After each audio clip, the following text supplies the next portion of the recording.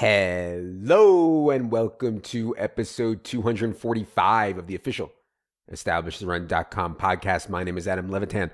I am one of the co-founders here at ETR, and we are coming off of a no-brainer kind of week.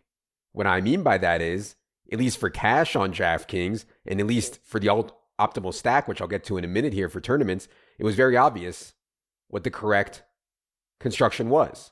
For cash, cheap wide receivers, expensive running backs, dual threat quarterback, cheap defense. I actually landed on my cash team Friday night after the show with Silva and Wiggins, and I never really wavered. I never tinkered. I never came close to coming off it. And honestly, that's pretty rare. I'm usually just like melting my mind over decisions up to the last second.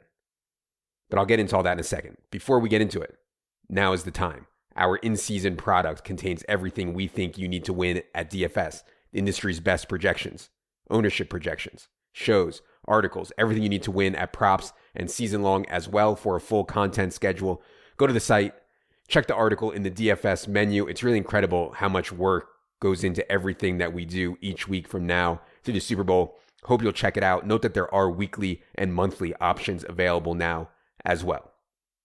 All right, so back to cash. I mean, after examining all the usage, everything that happened in week one, I still think that the team I played is a team that I would play almost exactly 100 times out of 100.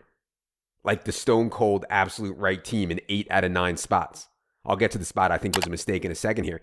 But really, that almost never happens. Like, it almost never happens where in hindsight, I go back and I think, my God, this was actually correct. You know, Marvin Jones, massive role, nut matchup at 3,600. Elijah Moore's usage was really good at stone minimum 3K despite the results. Same thing with Marquez Callaway. Kyle Pitts' usage was spectacular. You know, I'd play him again at 4.4K in that spot every time. And then obviously, you know, Jalen Hurts and the 3 stud running backs, McCaffrey, Dalvin, Kamara. Well, we knew what we would get from them. The only mistake, I think, in the cash lineup was Falcons defense instead of, I should have played Bengals defense. You know, not only were the Falcons facing Hurts, who was my quarterback, which, you know, isn't really a big deal in cash, but, you know, not ideal. But man, Cousins is such a statue back there. And the Bengals were at home with the crowd noise back. Thorne had Vikings in Brandon Thorne's offensive line article. Thorne had Vikings with the number 21 offensive line this week. Eagles offensive line, elite while they're healthy, 6th overall. So, you know, Falcons defense finishes with 0. Bengals defense finishes with 5. Not a huge difference on the surface, but in a tight week for cash, it would have made a big difference results-wise. By the way, you can always read my cash lineup review article. Goes up on the site every Sunday night / Monday morning. It is free if you ever want to check that out. One more D/ST note before I move on there. I really regret not thinking more about Arizona defense or Tennessee defense in tournaments. They were so cheap, 2,100. You know, Arizona's defense was. The data is very, very clear that defenses in likely shootouts have a high ceiling, and they're almost always under-owned in tournaments, and they provide great leverage. In other words, you have Cardinals D. Not only do they pop off for 16 points, but Tannehill and Derrick Henry and Julio and A.J. Brown all bust as well. But yeah, generally, you know, really happy with cash. I do think that week one lends itself really well to stars and scrubs, which is the preferred way I like to build for cash. And we won't get that every week because the salaries will be much sharper. They won't be sitting out there for 6 weeks all stale. But, you know, stars and scrubs week one, it just fits the way I like to play really well. Let's move on to late news. And there were some surprising ones. I mean, the Zach Moss thing, whatever. You know, I'm rarely playing Bills running backs, if ever, on DraftKings. You know, not really a big deal. I think Matt Breida is just probably better than Zach Moss and gives them more on special teams. The Odell Beckham one shocked me. Odell Beckham being inactive shocked me. But that also really wasn't a big deal. I just changed my Odell exposure in tournaments to Jarvis Landry. But the big one was the Trey Sermon news.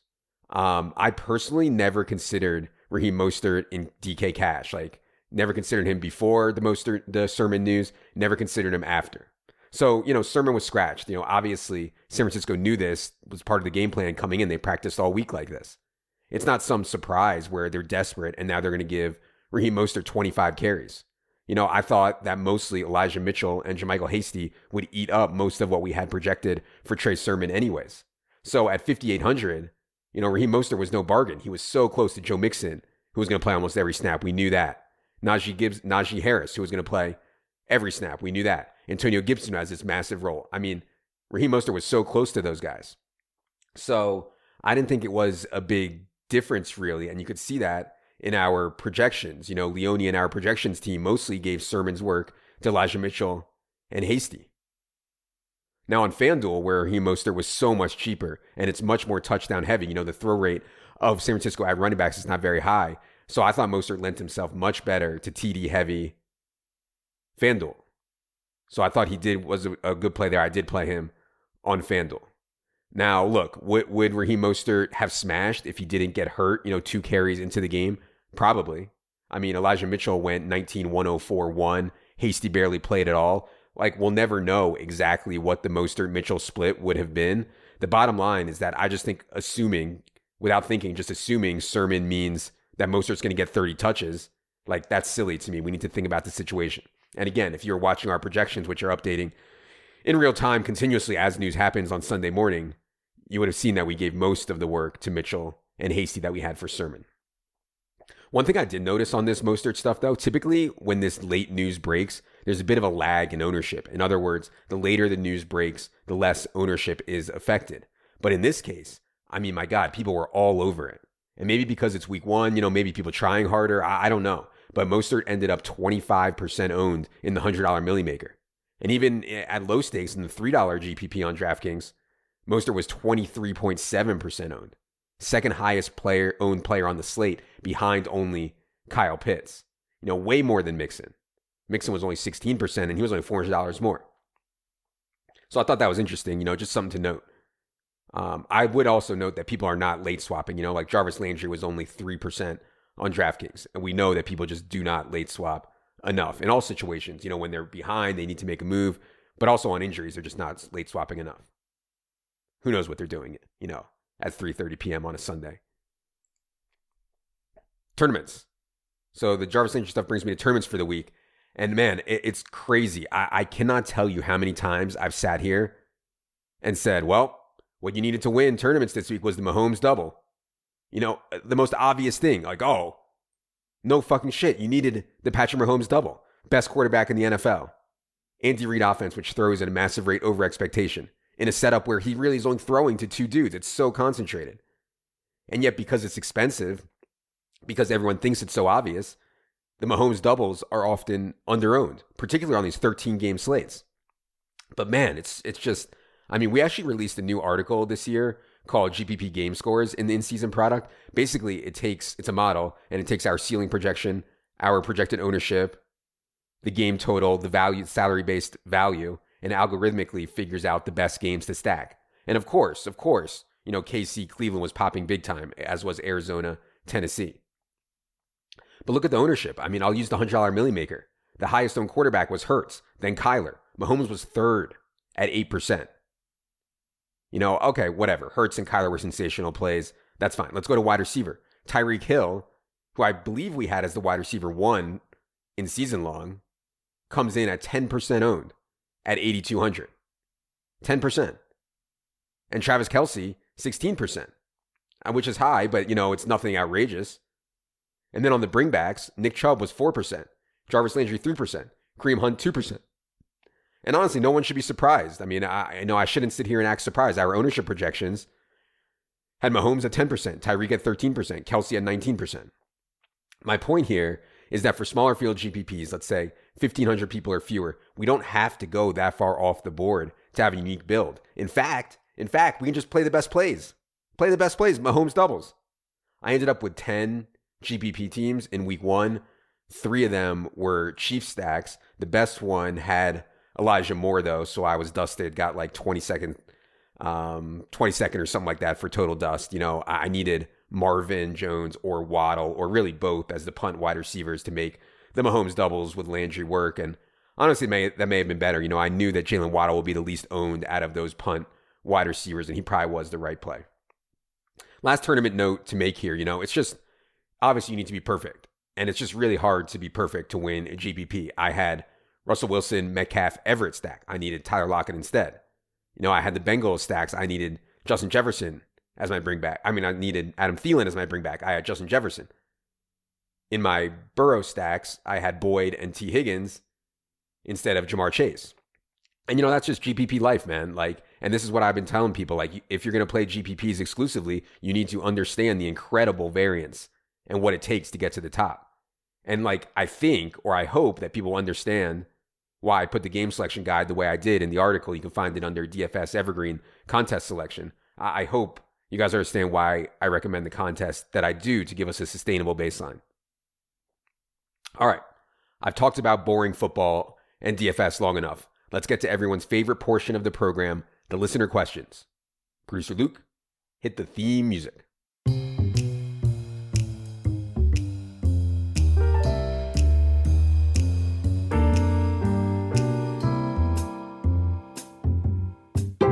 All right, question 1 comes from Greg Andrews Burner. He says, have you ever met a fan IRL? Of course, if you guys aren't internet virgins, IRL stands for in real life. So Greg asks, have I ever met a fan IRL?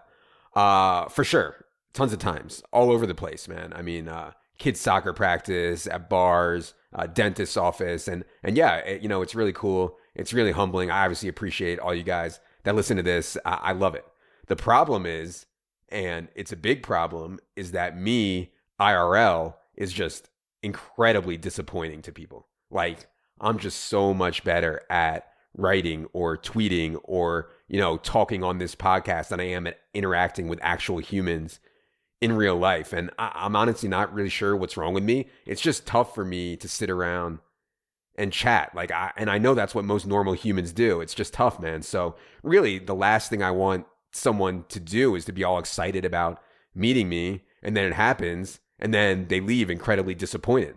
I want to underpromise and over-deliver. So I feel like when I do the podcast, people are excited, people like the podcast, and they meet me, and it's like over-promising and under-delivering. So I think it's a pretty big favor to happen that they walk away incredibly disappointed. So I'll just stay here in my basement, grinding out sex jokes and small edges until I die. Question 2 from Vito. He says, how did you process the cheapies this weekend for cash and for your tournament teams? Yeah, so I'm sure Vito is referring to all the cheap wide receivers on DraftKings this week. And I talked about this on the Friday night show, talked about it again on Sunday morning. I was not overly confident in the roles, and that's always what I'm thinking about first. How many snaps are they going to play? What situations are they going to play? I wasn't overly confident in that for Rondale Moore and for Jalen Waddle. It turned out to be right on Rondale Moore. He only ran 14 routes on 30-something Kyler dropbacks. I was wrong on Jalen Waddle. He had a really big role. But I knew that Marvin Jones, Marquez Callaway, Elijah Roll had near every down roles locked up. Peripheral situation I thought was good for all of them. So for cash, that was easy. For tournaments, I tried not to use more than one of that group, of the Marvin, Marquez, Elijah group on a single team. I just thought that ownership would be too high there relative to their bust rate. And, honestly, I was fine not using any of them. There were so many wide receivers to play. I liked so many wide receivers in the 4K, 5K range also. I liked wide receivers at the top. It's just different. With the quote-unquote obvious cheap plays at wide receiver, it's way different than the obvious cheap plays at backup running back if we ever get one of those. When a running back suddenly forced into all the carries, running back points correlate best with snaps, period. At wide receiver, there's just so much more to it. Question 3 from Jack. He says, how's the move out west been so far for you and the family in terms of restaurants, time outdoors, smelling the roses generally? It's been great, man. Thanks for asking, Jack. I knew that I would love it and be happy. I was just so ready for a big life change, full-blown MLC, midlife crisis, et cetera, et cetera. But, the biggest thing has been my wife and kids really loving the move, loving it here, and saying that it was the right decision. I think it's just a lot different out here in Colorado versus back on the East Coast. Everything is so clean and new and nice. Everyone's so friendly. Everyone is so active. No one's super angry. Well, I'm sure there are super angry people, but I just haven't interacted with them. And also activities, instead of taking the kids to Chuck E. Cheese or something like that on a Saturday, we take them on a hike. We went tubing up on the river in Golden. We went on the Alpine slide up in Winter Park in the mountains. We've got some trips planned to cool places that we never go to from the East Coast. So Also, I think it's made a big difference. Honestly, like we got really lucky with the neighborhood that we moved into. It's awesome. Everyone on our block has young kids. I think it's going to be like the GTO way for the kids to grow up. So yeah, man, I haven't had a chance to explore that much. I've been incredibly busy with work, obviously, but I'm looking forward, after the Super Bowl to just like waking up on a Tuesday and going skiing for a few hours or going hiking. I want to do this Mount Bierstadt thing or some of these like quote unquote 14ers, which I know sounds so ridiculous, but I want to do that too. But yeah, man, thanks for asking. It's been good.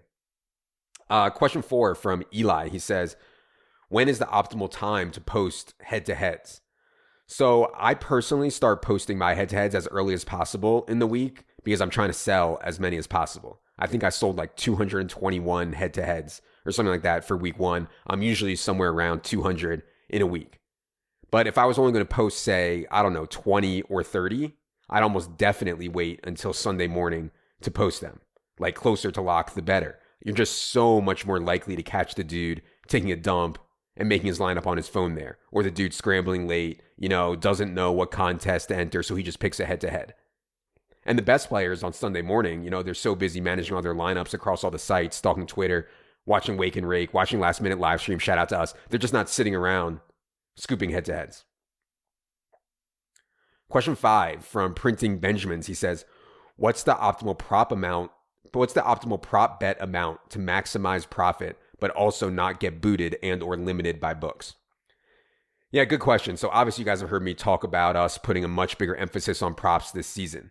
That means both me personally and the company. It paid off in week 1 as we released 9 player props in the article in our subscriber Discord, and we went 8-1.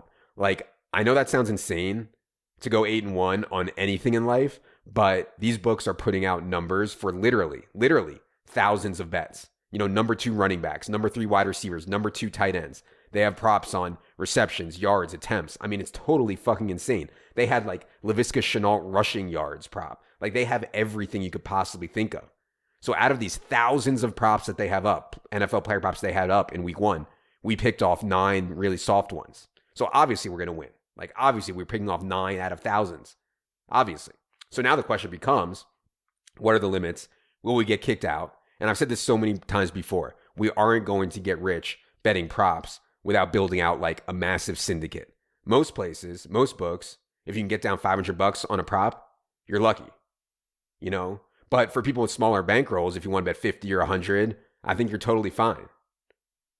It's just an absolute no-brainer for people to do that. And again, the books are using the prop market to generate signups, to generate deposits, to get you onto the site. Then they hope you eventually start betting sides and totals and casino games or whatever, stuff that they know that 99.9% of people are losing at, including me.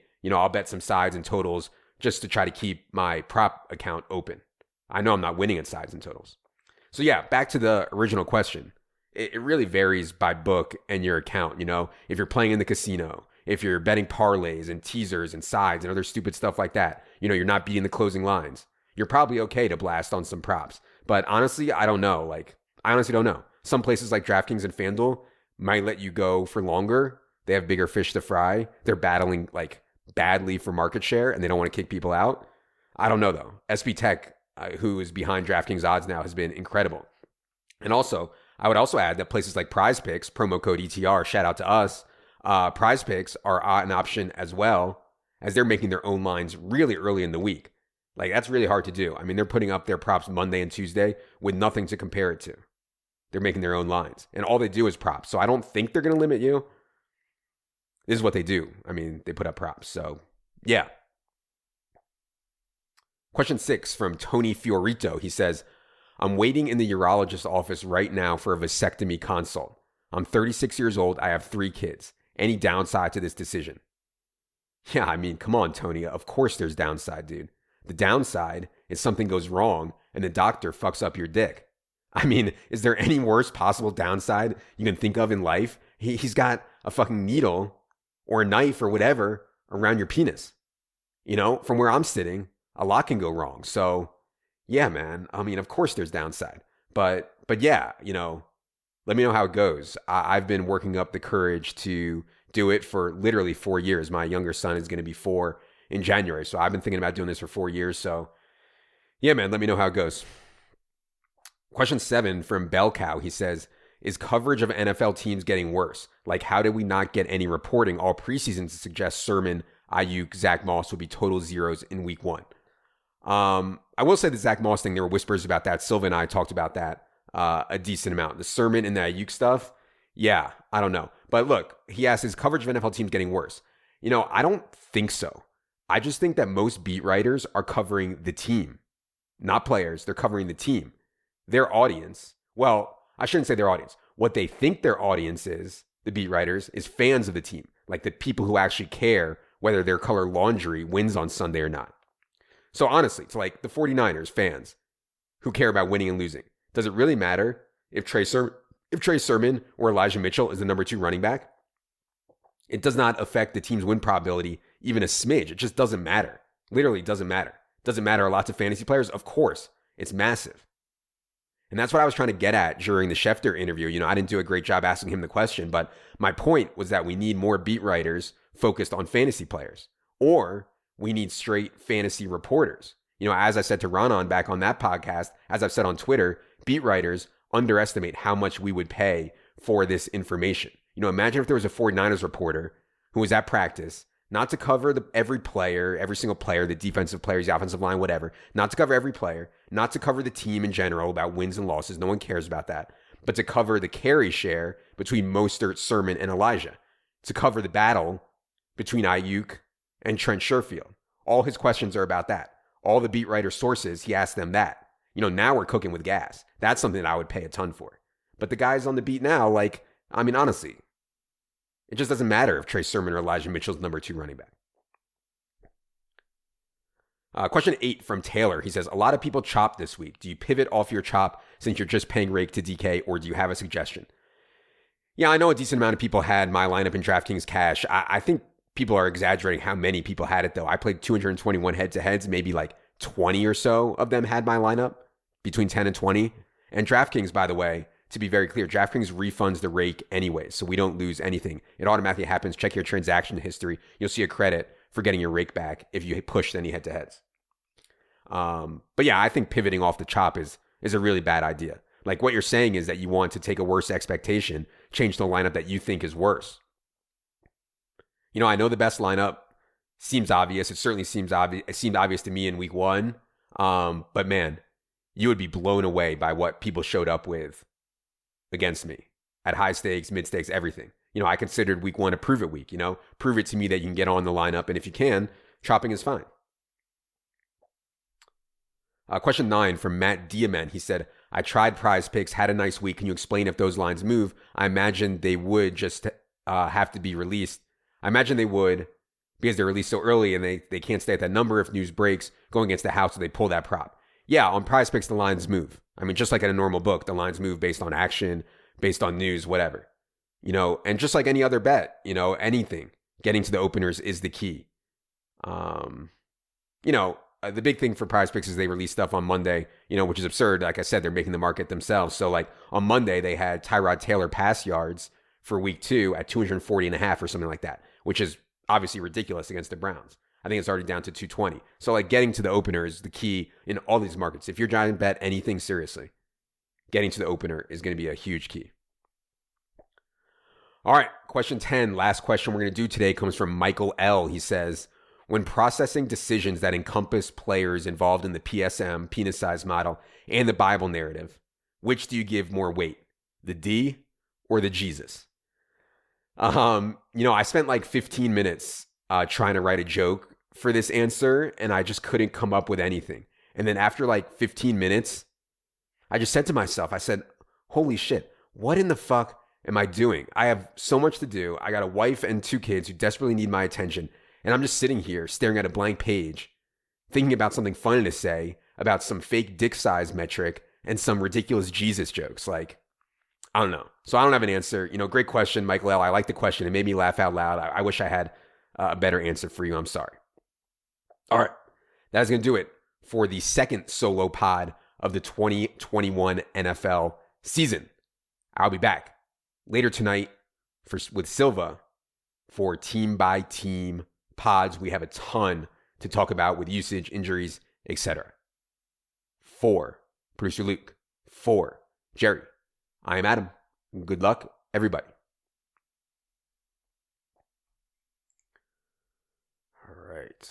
All right.